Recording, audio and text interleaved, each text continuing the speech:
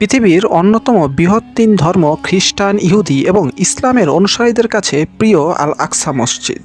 মক্কা মদিনার পর মুসলমানদের কাছে তৃতীয় পবিত্রতম স্থান এটি। ইহুদিদের কাছে এটি টেম্পল মাউন্ট নামে পরিচিত। তাদের বিশ্বাস, ইহুদি ধর্মের প্রতিষ্ঠাতা হজরত ইব্রাহিম আলাইসাল্লাম তার পুত্র ইসমাইল আলাইসাল্লামকে উৎসর্গ করার জন্য এখানেই নিয়ে এসেছিলেন। অন্যদিকে খ্রিস্টানরা মনে প্রাণে বিশ্বাস করেন যে এটাই সেই জায়গা যেখানে যীশুখ্রিস্ট ক্রুশবিদ্ধ হয়েছিল আর এখানকার গুহাতেই তার দেহ রাখা হয়েছিল। প্রিয় দর্শক, আজ আমরা আলোচনা করব ইহুদিদের লাল গরু কি এবং ইহুদিদের ধর্মগ্রন্থে লাল গরু সম্পর্কে কি বলা হয়েছে। ইহুদিদের একটি পবিত্র ধর্মগ্রন্থের নাম তালমুদ। এই গ্রন্থের ব্যাখ্যা অনুযায়ী কিয়ামতের আগে ইহুদিদের ত্রাণকর্তার আগমন ঘটবে। তারা তাকে বলে মাসিহ। মাসিহের আবির্ভাবের তিনটি প্রধান শর্ত রয়েছে। প্রথম শর্তটি হলো সারা পৃথিবীতে বিক্ষিপ্তভাবে ছড়িয়ে ছিটিয়ে থাকা ইহুদিদের ইসরায়েলে জড়ো হতে হবে। শর্ত নম্বর 2 হলো একটি ইহুদি রাষ্ট্র প্রতিষ্ঠা করতে হবে এবং শর্ত নম্বর 3 হলো সুলাইমানি মন্দির আগে যেখানে ছিল ঠিক সেখানেই সেই মন্দির তৈরি করতে হবে। এটাকে তারা বলে থার্ড টেম্পল। ইহুদিরা বিশ্বাস করে যে দ্বিতীয় বিশ্বযুদ্ধের পরপরই তারা প্রথম দুটি শর্ত পূরণ করতে পেরেছে, অর্থাৎ বিশ্বের বিভিন্ন জায়গায় ছড়িয়ে ছিটিয়ে থাকা ইহুদিরা ইসরায়েলে জড়ো হয়েছে, সার্বভৌম রাষ্ট্র গঠন করে ফেলেছে। এখন তৃতীয় শর্ত বাকি আছে। সেই শর্ত পূরণ করতে হলে আল আকসা মসজিদ ভাঙতে হবে আর সেখানেই সুলাইমানি মন্দির বা থার্ড টেম্পল নির্মাণ করতে হবে। এটা করার জন্য তাদের প্রয়োজন একটি লাল গরু। ধর্মগ্রন্থের ভাষ্যমতে লাল গাভী জন্ম হওয়ার পর 3 বছর বয়সে উপনীত হলে তারা সেটিকে জবাই করে রক্ত আগুনে পুড়িয়ে ছাই করে সেই ছাই মেখে ইহুদি সম্প্রদায় পবিত্র হবে। এই গাভীর রক্ত ও ছাই মাখা ছাড়া ইহুদিরা পবিত্র হবে না, এটা তারা বিশ্বাস করে। তাদের বিশ্বাস অনুযায়ী লাল গাভীর মাধ্যমে তারা পবিত্র হওয়ার পরই বর্তমান বাইতুল মুকাদ্দাস অবস্থিত কুব্বাতুস সাখরা যাকে বলে তা ডম অব দ্য রক ভেঙে সেখানে তারা একটি হাইকাল বা ইবাদত গৃহ নির্মাণ করবে। এটিকে তারা বলে থার্ড টেম্পল।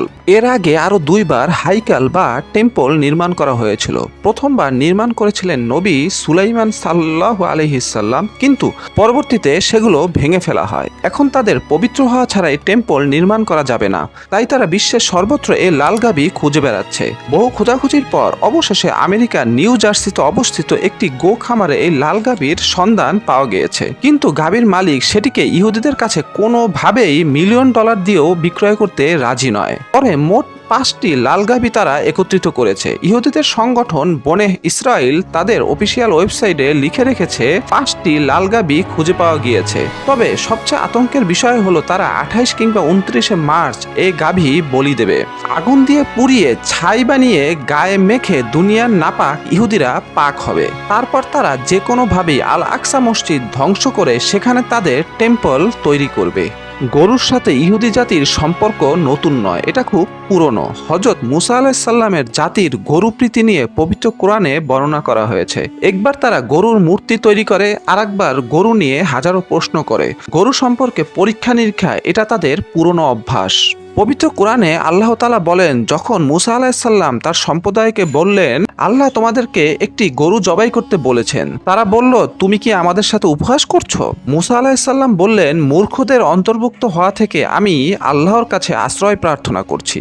তারা বলল, তুমি তোমার পালনকর্তার কাছে আমাদের জন্য প্রার্থনা করো যেন সেটির রূপ বিশ্লেষণ করা হয়। হযরত মুসা আলাইহিস সালাম বললেন, তিনি বলেছেন সেটা হবে একটি গাভী যা বৃদ্ধ নয় এবং কুমারীও নয়, বার্ধক্য ও যৌবনের মাঝামাঝি বয়সের। এখন আদিষ্ট কাজ করে ফেলো। তারা বলল, তোমার পালনকর্তার কাছে আমাদের জন্য প্রার্থনা করো যে তার রং কিরূপ হবে। মুসা আলাইহিস সালাম বললেন, তিনি বলেছেন যে গাঢ় পিতাভ বর্ণের গাভী যা দর্শকদের চমকিত করবেন। ইহুদিরা বলল, আপনি প্রভুর কাছে প্রার্থনা করুন যে তিনি যেন বলে দেন সেটা কিরূপ হবে, কেননা গরু আমাদের কাছে সাদৃশ্যশীল মনে হয়। ইনশাআল্লাহ এবার আমরা অবশ্যই পথপ্রাপ্ত হব।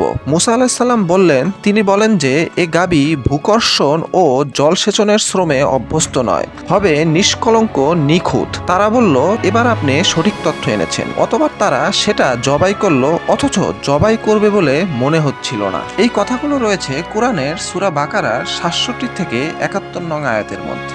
বাইবেলে বর্ণিত গরুর ধরনের সাথে কোরআনে বর্ণিত গরুর বেশ মিল রয়েছে।